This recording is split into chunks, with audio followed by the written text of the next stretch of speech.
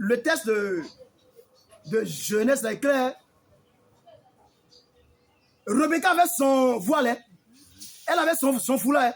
Mais malgré qu'elle marchait avec le serviteur d'Abraham, là, elle ne s'était pas voilée, hein. Dans le nom, elle devait le faire.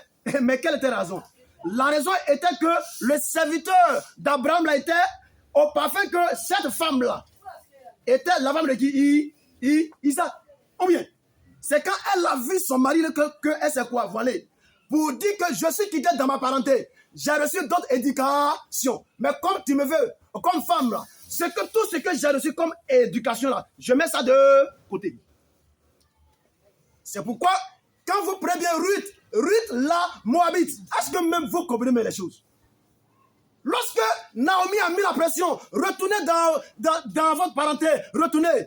Mais c'est sa fille, c'est sa soeur charnelle là qui n'avait pas laquelle qui était retournée. Mais qu'est-ce que Ruth a dit? Oui, ton Dieu sera mon Dieu. Amen. Ton peuple sera quoi? Mon peuple. Donc, de sorte que Ruth met derrière elle tout ce qu'elle a reçu comme éducation venant des Moabites. Donc, c'est deux femmes, hein? Et dit, c'est deux femmes charnellement. Mais au plan spirituel, qui était homme ou qui était femme? Hein? Il dit, c'est deux femmes charnellement. Mais entre Ruth, la Moabite, et qui? Naomi, là.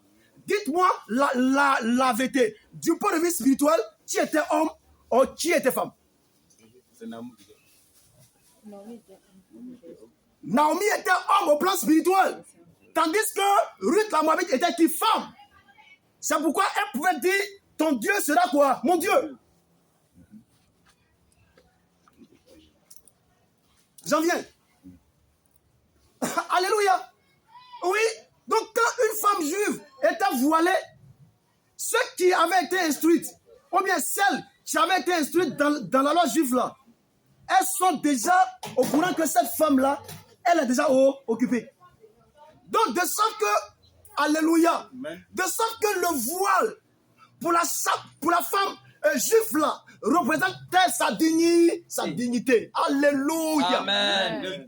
Frère, quand tu arraches le voile à une femme juive, c'est comme tu as livré la femme à la honte. Allons-y dans Ésaïe. Alléluia. Amen.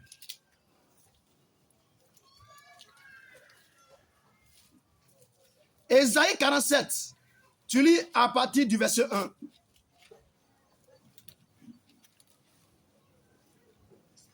Ésaïe chapitre 47. Oui. À partir du verset 1. Descends. Descends. Et assieds-toi dans la poussière. Et assieds-toi dans la poussière. Vierge. Vierge. Fille de Babylone. Fille de Babylone. Assieds-toi à terre. Assieds-toi à terre. Sans trône. Sans trône. Fille des Chaldéens. Oui. On ne t'appellera plus délicate ou voluptueuse. Prends les meules. Oui. Et moute de la farine. Ôte ton voile. Ôte ton voile. Oui. Relève les pans de ta robe. Relève les pans de ta robe. Découvre tes jambes. Découvre tes jambes. Traverse les fleuves. Traverse les fleuves. Ta nudité sera découverte. Ah mais oui. Quand Israël ne fait plus, parce que la relation entre Israël et Dieu là, c'est comme une relation entre un homme et qui? Une femme. Maintenant quand Israël, ça dit quand Israël zaille là, selon la pensée du monde, zailler c'est quoi? C'est quoi? C'est quoi? Déconner. Donc vous voyez que du point de vue de Dieu, Israël, qui était femme, était voilée. Maintenant, quand Israël, écoutez, quand Israël qui était voilé, déconne là, qu'est-ce que Dieu fait? Dieu enlève quoi? Son voile. Pour montrer aux nations que ce peuple que moi j'ai choisi, là, je l'ai quoi? Vomi. C'est la même chose dans la relation du mariage. Quand au peuple juif, acclamez le Seigneur Jésus-Christ. Hey! Alors encore, papa. En profondeur. Non, c'est quand on va arriver.